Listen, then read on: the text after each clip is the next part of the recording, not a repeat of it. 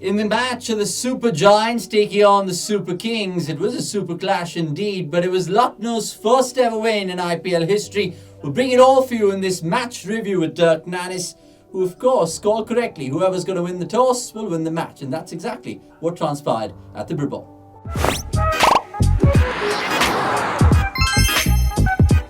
Yes, I'm Abni Shagdi, boys and girls. You're watching cricket.com, and here we are to review a match, like I said, with Dirk Nannes, who we woken up and managed to be his alarm clock yet again. These timings are bizarre. Let's start there, Dirk.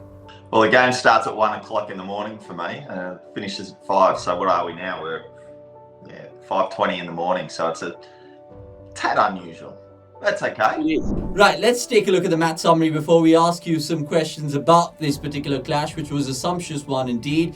CSK batting first, batting big, and then that chase by LSG, where many people kind of wrote them off in the last 5 overs. But look, that's what the IPL is. It's all about some beautiful narratives, and you can see some of the scoring charts there in due course. But look, Evin was brilliant in that 55 that he scored. You talk about Dwaine Pretorius, of course, bowling well in his IPL debut, and then Robin Uthappa rolling back the clock as well. So let's start there, Dirk. Robin Uthappa, if he's going to be going the way he's going, that gives them plenty of options with their overseas pacers, so to call them, when they're fit.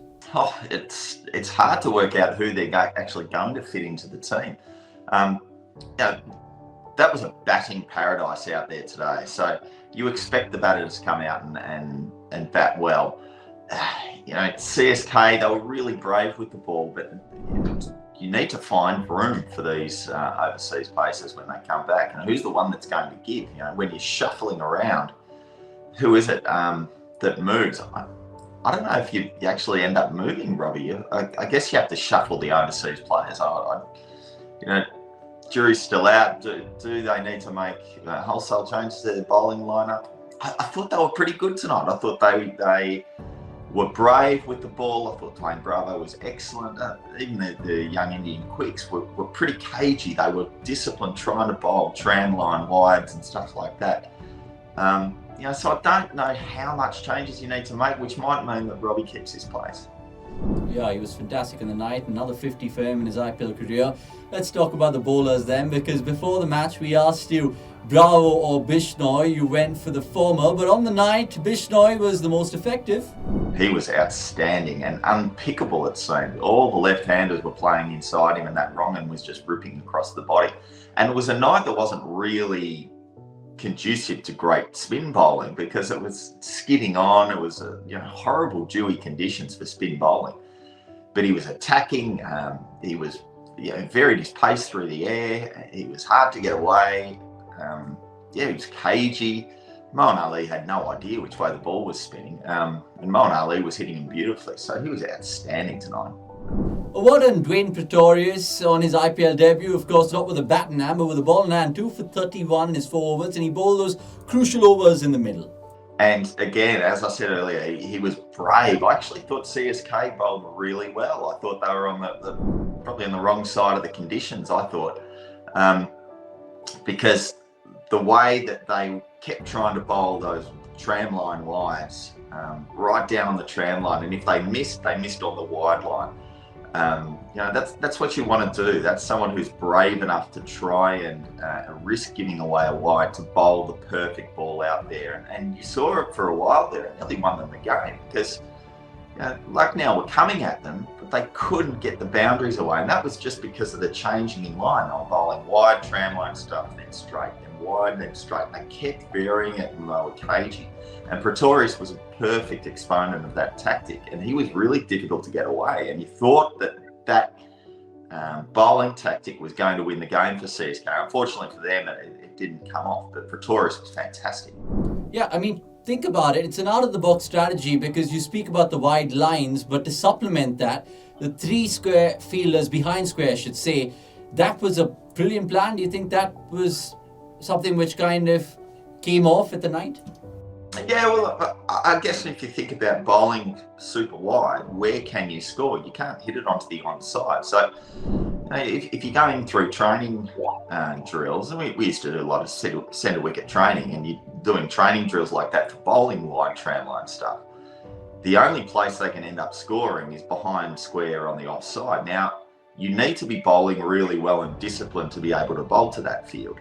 And I think they did that pretty well. Yes, it's a bold strategy, but if you're bowling well, it works. And I think that was working for them. You're always trying to be one step ahead of the batsman as a bowler.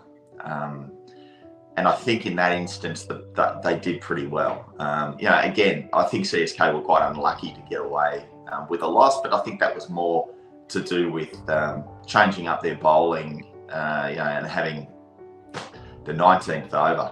Dubé bowling the 19th over. I mean, that just put him to the sword. Jadoo probably should have bowled that over himself, or bowled him somewhere in the middle, rather than give it to someone their first over of the game against a guy who's red hot. That was just killed him. I mean, when you think about it, you have to, of course, take your hat off to Evin Lewis because he batted out of position and finishing the game. It makes you think when people like Marcus Stoinis return, and Jason Holder for that matter, where would you accommodate Lewis, Dirk? Does he even play? It's so difficult to do because Stoinis has to play because you pick up a bit of bowling there as well as the batting. I think you saw with the two sides of the wicket that Lucknow bowled tonight that they need extra disciplined bowling, so Holder has to play as well. So who's going to go out of the side? You're probably not going to drop your keeper.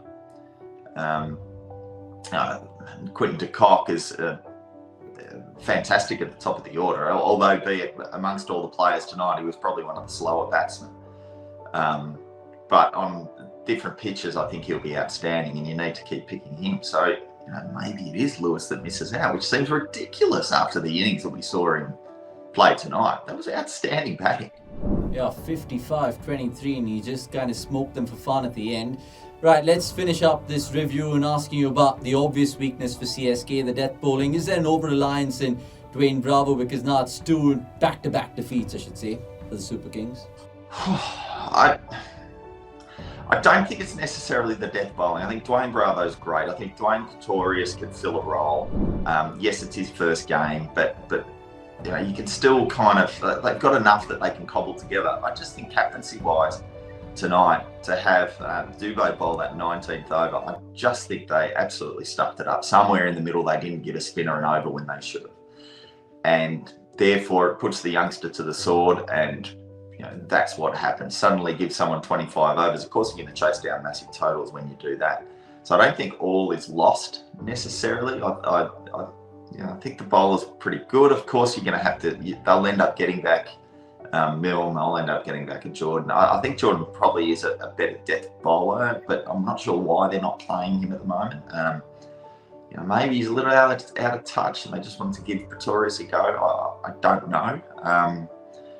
That's all I can really think of. Maybe they wanted extra batting in Pretorius, but to be fair, putting him at 8, if he top 7's not getting it done in that lineup, you probably don't need extra batting down at 8. So, they'll shuffle it around. But again, all is not lost. I thought they played a great game. I think the conditions, as I said in the preview, I think the conditions got them. You just can't afford at the moment to be batting first. It's too easy to chase. All right, and a fun fact to supplement your point is Chennai Super Kings have never conceded 67 runs in the last 5 overs of any IPL game. So, of course, history has been written right now by the Lucknow Super Giants. Or, I'll give you a better stat, the fact that MS Dhoni, for the first time in his IPL career, he's got off the mark by hitting a 6. That's all we have in this match review. Strange things have happened. Stranger things will happen in the toughest T20. I'm out of here because I certainly need a breath of fresh air.